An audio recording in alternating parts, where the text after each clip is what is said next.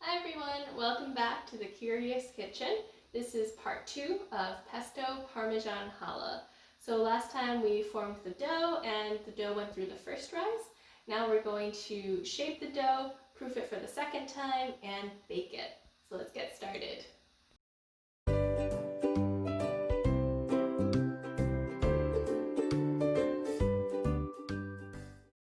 Okay, so it's been a couple of hours and our dough is ready. So if we take a look, it's definitely grown very large, about double in size, and it smells so yeasty and so good.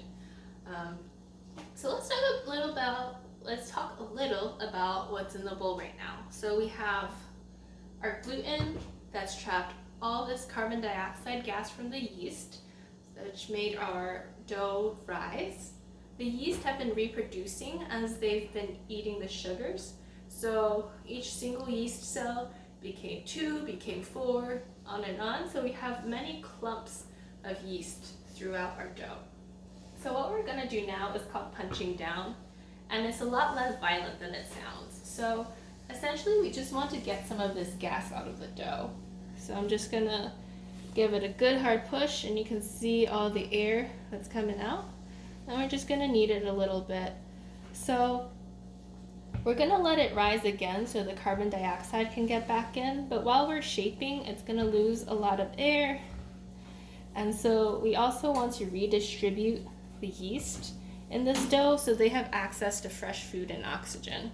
So I'm gonna just pick this up.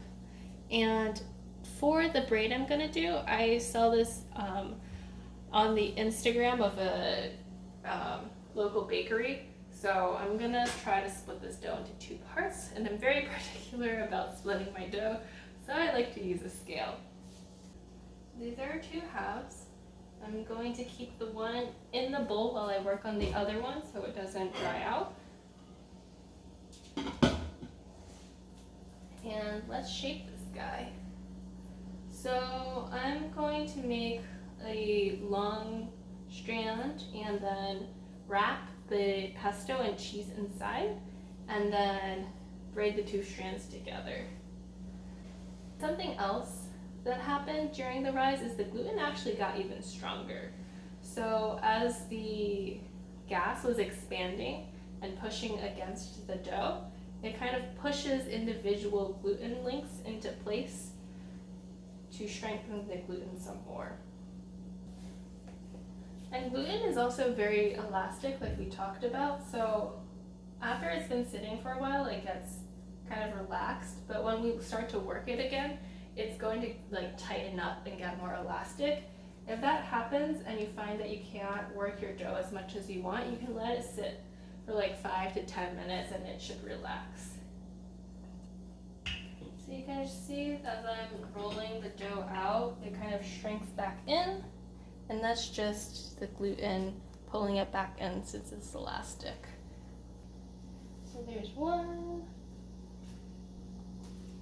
And then I'm just gonna do the same thing with the other guy. So here's my other ball of dough.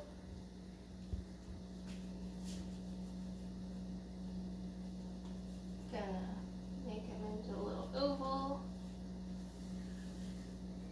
And do the same thing. So typically, breads that are shaped rise twice. So the first time all together, and then you shape it, and then let it rise again, just to get some of the air back in. The amount of air that's in the dough when it goes into the oven does make a difference. So if there's too little, it's called being underproofed, and if there's too much, it's overproofed. But since the gluten is only so stretchy, it can only accommodate so much air. So if there's too much air starting off that goes into the oven, it's all going to expand as it gets hotter, and then the gluten is actually, the structure's gonna break. It's gonna stretch so thin that it can't hold itself up anymore, and then your bread might collapse. On the other hand, if it's underproofed, the gluten might expand so quickly when it's in the oven that the sides of your bread crack a little. So those are all things to be aware of. I'll show you later when we get there how to know if your bread is ready for the oven after the second proof. Okay, so I have my 2 segments, and I'm just gonna grab some pesto and cheese and put them in. Cheese and pesto. Alright.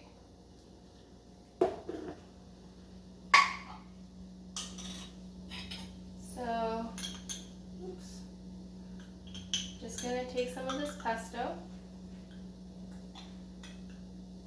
I got this jar from a giveaway, and I didn't realize this until I got it, but it has like chilies in it. It's called Pesto Inferno.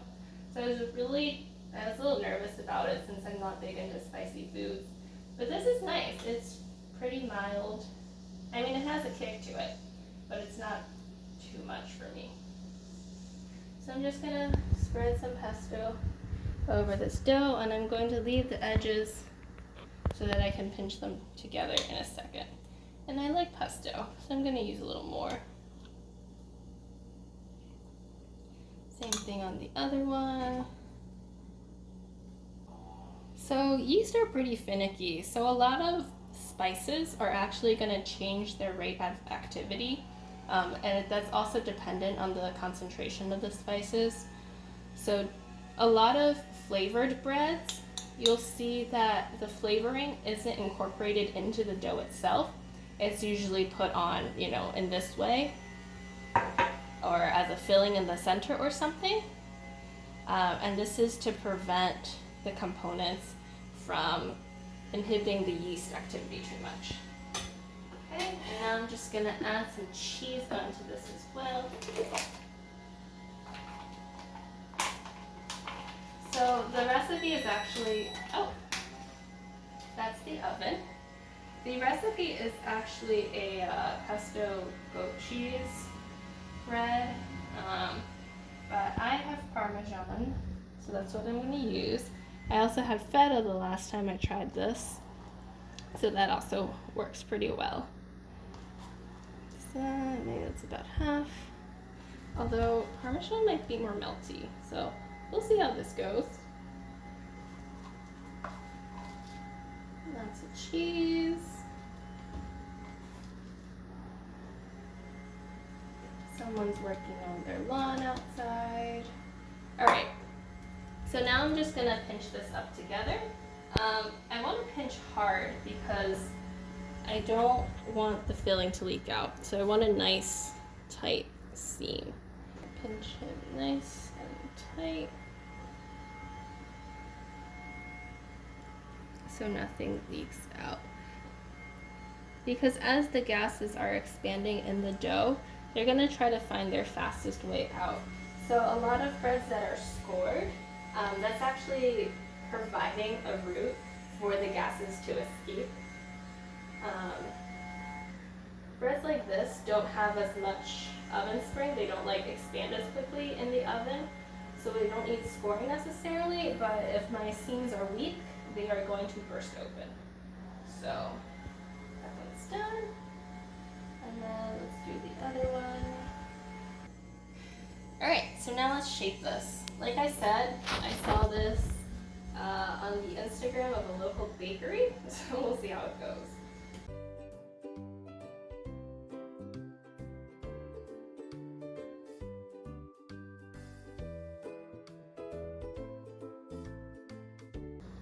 Okay, change of plans.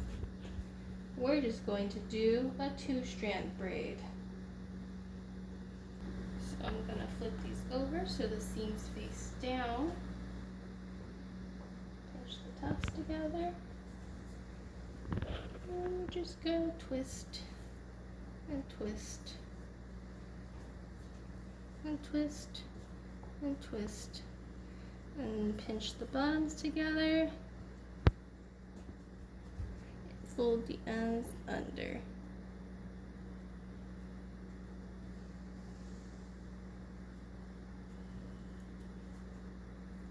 Okay, transfer this onto my baking sheet. And then the last thing we're gonna do before he goes into the oven, oh actually, he needs to rise first. So we're gonna give it about 20 to 30 more minutes. Again, we're waiting for the yeast to add more gas to the dough so it doubles in size because we squished a lot of it out while we were shaping. So I'm gonna cover this and let it rest, and we'll come back when it's ready to bake. So it's been maybe about half an hour, and our bread is ready to go into the oven. So one way you can tell if your bread is ready is by what we call the poke test. So what you do is you just give your bread dough a firm poke, preferably somewhere not that obvious, and it should start to fill back a little bit, but not completely. So you can see my previous indentations here, but let's just show it again. So if I give it a good poke, it comes back, but not entirely, and it fills back pretty slowly. So this is how I know it's ready to go into the oven. Now, a lot of different breads tell you to, score it, egg wash it, whatever. This one calls for egg wash. So egg wash is used for a lot of different baked goods to give them a really nice brown color and a nice shine. So this recipe called for a whole egg, but I have a bunch of egg whites left over from something else, so I'm just going to use that instead. Essentially what you want is the extra proteins in the egg, and that's going to help things brown. Milk or cream similarly have sugars and proteins that are also going to help with browning. So I don't have a brush, so I'm just going to use the back of a spoon. But essentially we're just going to brush this, all over our loaf. Okay, so I've finished brushing the loaf with egg wash, and now it's ready to go into the oven. So I'm going to pop this in, and let's talk about what's going to happen in the oven.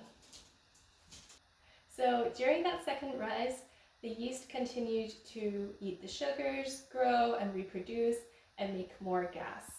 And now that the dough is in the oven, several more things are going to happen. So one, as the dough continues to get hotter, the yeast are going to start working more quickly and produce even more carbon dioxide and alcohol.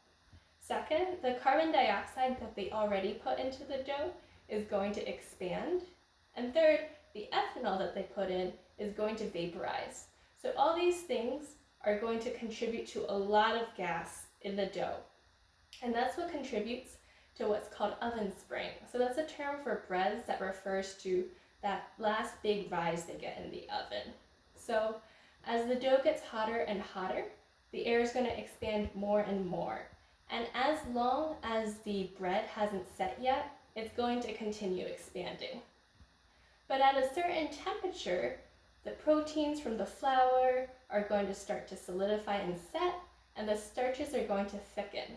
And at that point, the bread will no longer be able to expand with the air. And so the air is going to be trapped into all their little bubbles until they push out. And that's what forms the network of connected holes we see when we slice open a loaf of bread. That crumb is what happens when the air bubbles kind of get connected as the air rushes out of the bread. Another thing that happens is that the crust browns. So browning happens via two different reactions. One is called sugar caramelization, and that essentially is when sugar gets heated to really high temperatures. It starts to break down and form new compounds. They are brown colored, and they also give the taste of browned foods.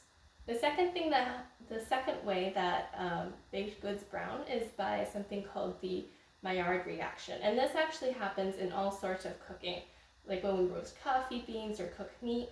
It's a reaction of sugar with protein. And so same thing, the really high heat causes these molecules to break down and react in certain ways that produces new compounds that are brown and produce those really nice roasted caramely flavors. So we're just gonna let this bread bake for about half an hour, and then we'll come back and see how it looks. Okay, so I just pulled this challah out of the oven. It grew a lot in there, from all of the yeast activity and the carbon dioxide and the ethanol vaporizing. Generally, we tell if bread is done by its color. So this has a nice brown color and it sounds hollow when I knock on it. Since baked goods still cook when we pull them out of the oven, they still cook as they cool. I'm going to wait to slice into this until it cools down. Otherwise, the structure hasn't completely set and I could end up crushing the crumb instead of slicing through it. But it smells really good and I'm excited to see. Okay, so the bread has cooled, so let's take a look. Gonna slice a bit off of it.